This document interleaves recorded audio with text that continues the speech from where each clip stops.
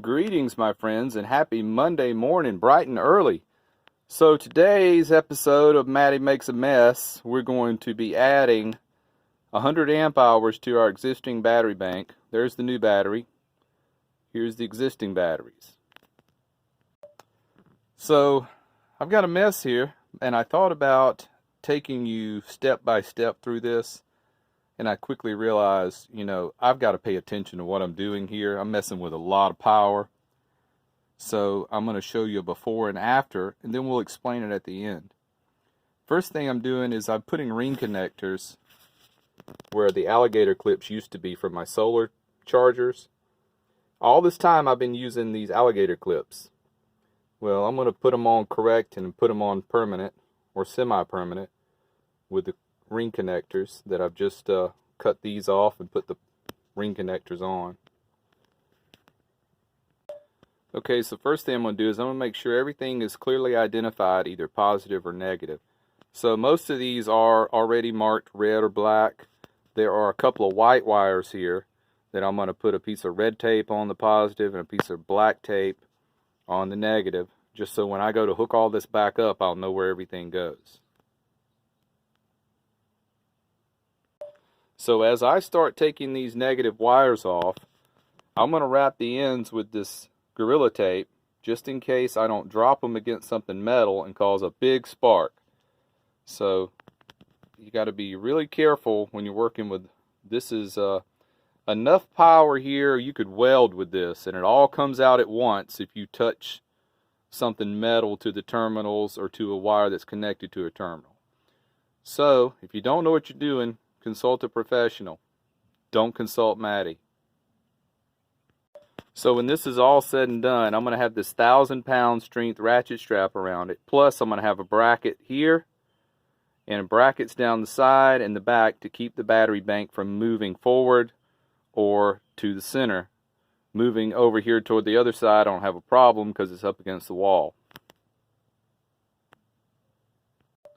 So I've had quite a tough time finding battery cables. I found 4 gauge. I wanted 2 gauge, but I know automobiles come with 4 gauge, so this will be enough, but I wanted to kind of go overkill on it. But 4 gauge is enough for what we're doing. I wanted to go 2 gauge because I have a 2 gauge wire coming in from the alternator. But this is going to have to do, and the shortest cable I can find is 19 inches. See that 19 there? I'm going to need one that's about 16 to go from this positive to that far positive over there. And if I think I'm going to actually have this battery turned around opposite when this is all said and done. But we'll see how it goes. So these cables are a little longer. See, back when I did this, I was able to find these little cables here that are probably less than a foot long. See this one here? Can't find those anymore, so 19 inches it is. I guess anything under 2 foot will be fine. You just don't want your wires too long.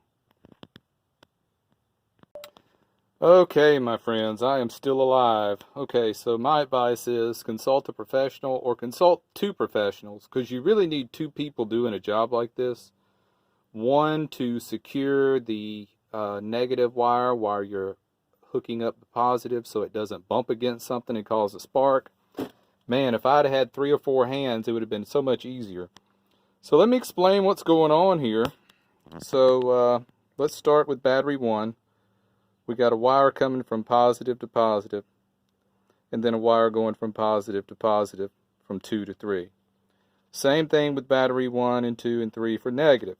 Battery 1's got a negative going to negative in battery 2, and battery 2 has a negative sneaking around back under that blue wire going to negative of battery 3. Alright, let me give you a freeze frame shot here. There we go. Okay, so now this big blue cable is coming in from the alternator. You can see my A and L fuse right there. I think that's about 150 amp, 140, something like that. So that's coming on the positive from the alternator. Huge cable here. And it goes right here. And the negative from the alternator goes to the negative on battery 3. So we're just using battery 1 and battery 3 to hook all our appliances up and our charging mechanisms. Now, when it comes to the spaghetti, since I don't want to use positive anymore, since I'm using that from my charger coming in from the alternator, I want to use this negative and this positive for charging and appliance output. I'll pause right here and let you think about that. Okay, so on every positive here, I've got an inline fuse on every single one. You can see them here. There's another underneath here. Another one's over here. But every single positive wire has a fuse on it. And let's see, I've got another fuse hanging down here somewhere. Okay. So, let me gather my thoughts and let's think this through. So right now everything's just finger tight. I haven't bolted everything down yet because I'm testing everything. Man, there was a few times, you know, I'm trying to put on the positive wire and trying to secure a negative wire, and there was a spark here and there, but I had my fire extinguisher ready just in case shit hit the fan. You know, you never know with stuff like this, especially when it's just one guy working. But it's better to have one person wrap up the negative end with some electrical tape and hold it in place for you. Okay, so here's a shot of what it's like with the box over it. See, I got my bed up right now on stilts. I mean on the hinge. Alright my friends, that wraps up this edition of Matty Cheats Death again.